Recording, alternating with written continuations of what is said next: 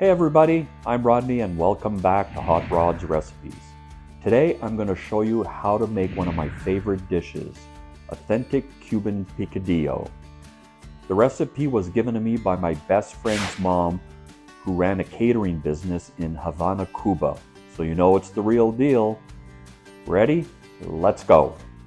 Okay, so first thing we're going to want to do here is heat up some olive oil in a skillet or Dutch oven, just enough to hold all the ingredients. We're going to be using 2 pounds of ground beef, so make sure it's big enough. Now that the oil is hot, we are going to make the sofrito, which is some chopped up yellow onions. We're going to add some peppers,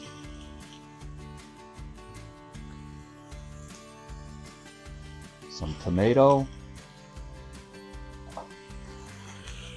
and I'm going to give this a good stir.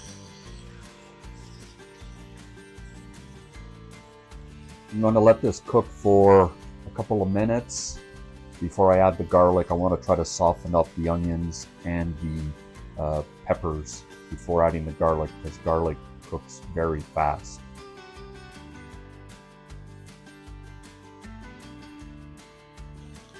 Let's give this another stir here. You don't have to completely cook everything at this stage.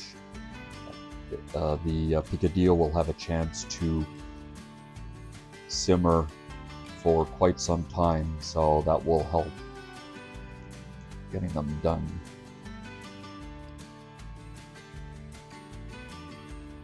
Let's give this one more stir now. Nice and mixed. And let's throw in some of our garlic here. Let's get all of it, because everything tastes better with garlic.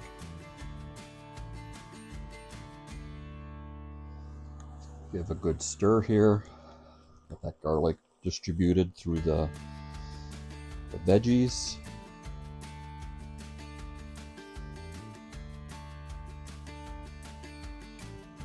Alright, so now it's time to add the ground beef to the veggie mixture. I'm using lean ground beef. I believe I'm using 93.7 for this one. And the reason is I don't want a bunch of fatty juices in my picadillo. So let's break up the meat as we go along here. And the goal here is going to be to brown the meat as much as we can with the veggies before we move on to the next step. Let's get that going here for a little bit, and I'll check it in a few minutes.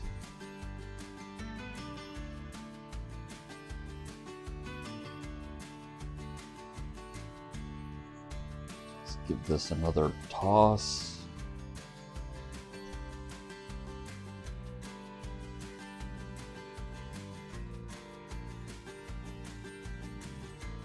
See how this is coming along. Looks like it's coming along nicely here. Just make sure as much as the meat gets broken up. Already smelling delicious, and it only has about half the ingredients in the pot here. So I think I'm going to let this go for just a few more minutes before I add the rest of the ingredients.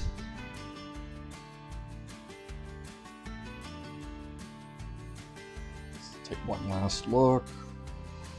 There's a little bit of pink left, but for the most part it is gone. Like I said, even if there's just a tad of pink left, we'll be alright, because we're going to let this simmer with the rest of the ingredients covered. And then once we're done simmering covered, we are going to let it simmer for another round. Alright, I'm happy with the way that's looking here.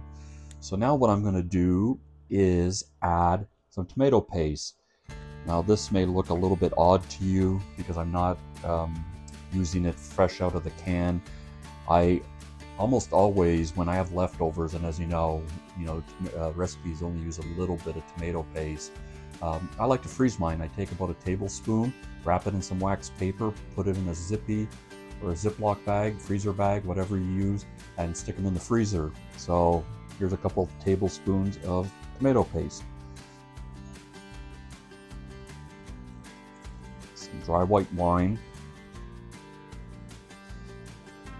Chopped up Spanish green olives.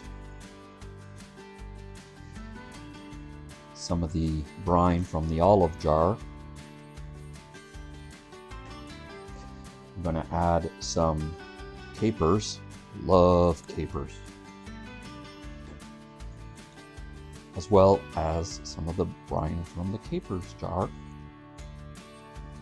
And finally, raisins.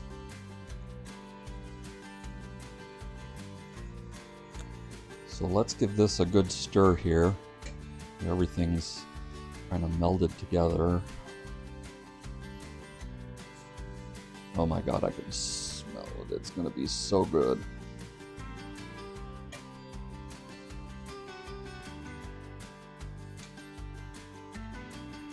So we're gonna cover this here and let it sit for, a good 20-25 minutes, give or take. And I'm going to take a peek probably halfway through to make sure everything is coming together. Here's the cover.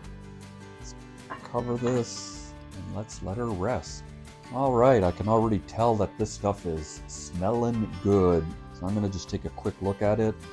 Some precautions here.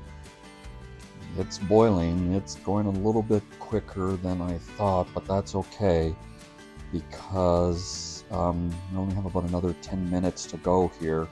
Don't worry, I'll fast forward the video so you don't have to sit here and watch the thing cook. And then we're going to let it simmer uncovered for another 15 to 20 minutes at really low heat. So there we go. That's looking great. All right, I can already tell that this is going to be ready to simmer, uncovered. I've made this dish so many times, I can tell just by the smell. So I've turned down the heat on my hot plate here. Give it a good stir. And let it go for about 15 minutes. All right, this is really coming together nicely. So let's give this another stir here. Make sure everything's mixed up. Now would be a good time, if you haven't already, figure out how you're going to serve your picadillo.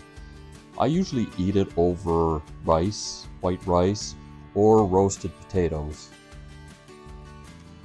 Heck, I've even heard some people making a sandwich with it, like a sloppy joe, if you will. Traditionally, I'm told that it's often served with some plantains as well as some Cuban black beans. But for this video, we're going to serve it on some roasted potatoes with a couple of garnishes that may surprise you. All right, so here we have some roasted potatoes in a bowl. Now I'm going to add picadillo on top. Doesn't that look good? Got a generous amount of picadillo here. And I'm going to garnish with some red pimentos